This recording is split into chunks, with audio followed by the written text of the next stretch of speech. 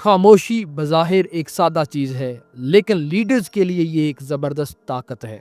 Leonardo da Vinci said, nothing strengthens authority so much as silence. तो आज की video में हम बात करेंगे कि वो कौन से 6 मौके हैं जहां खामोशी को इस्तेमाल करके आप अपने अंदर मौजूद लीडरशिप स्किल्स को मजीद निखार सकते हैं।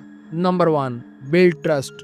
अगर आप लोगों के साथ मजबूत रिश्ता कायम करना चाहते हैं तो एतमाद बनाना ज़रूरी है, और एतमाद के लिए सुनना आना चाहिए। जब भी आप किसी नए शख्स से मिलें, ज़्यादा बोलने से गुरेज करें।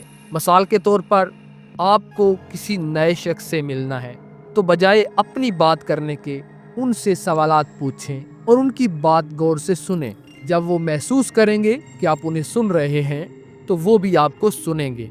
यही तरीका आपकी बात को अहम बनाता है और दूसरों के साथ ताल्लुकात को मजबूत करता है।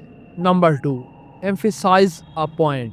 ज़्यादा बोलने से कभी कभी बात का असर ख़त्म हो जाता है। मिसाल के तौर पर अगर आप किसी डिस्कशन में हैं तो उन चंद लम्हों में बोलें जब वाकई ज़रूरी हो। आपके ये चंद अल्फाज दूसरों के जहन में बैठ जाएंगे और आपकी बात ज़्यादा याद रखी जाएगी। Number 3, negotiate. अगर कहीं मुज़ाकरात करने की ज़रूरत पड़ जाए तो खामोशी मुज़ाकरात में बड़ी ताकतवर साबित हो सकती है। फ़र्ज़ करें कि आप किसी जॉब इंटरव्यू में हैं और उन्होंने आपको तनख्वाह की पेशकश की है। फ़ौरन जवाब मत दें, रुक जाएं। इस खामोशी से दूसरा शख्स खुद सोचने पर मजबूर होगा और शायद वो ज़्यादा बेहतर पेशकश करें। पाकिस्तान में अक्सर लोग खामोशी से घबरा जाते हैं, मगर लीडर खामोशी को एक मौसर हथियार के तौर पर इस्तेमाल करते हैं। Number 4, empower others. एक बेहतरीन लीडर दूसरों को मौका देता है कि वो खुद फैसले करें। फ़र्ज़ करें कि आप एक प्रोजेक्ट लॉन्च कर रहे हैं। अपने टीम मेंबर से कहें कि वो अपने ख्यालात पेश करें और प्रोजेक्ट के लिए अपनी मनसूबाबंदी बताएं।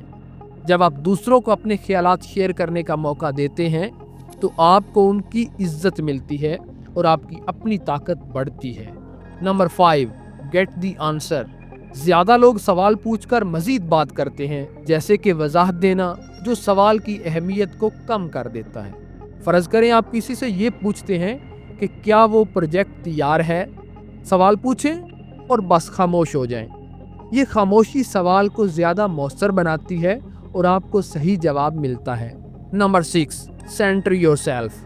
खामोशी का फ़ायदा सिर्फ दूसरों के साथ बात करते हुए नहीं बल्कि अपने लिए भी है।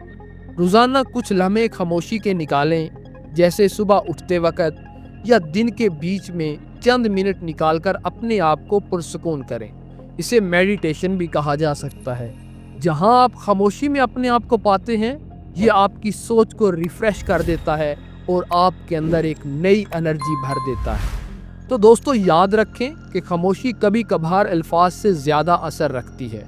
तो इन 6 मौके पर खामोशी को इख्तियार करें और आप खुद देखेंगे कि आपकी बातचीत और फैसला साजी में किस तरह बेहतरी आती है।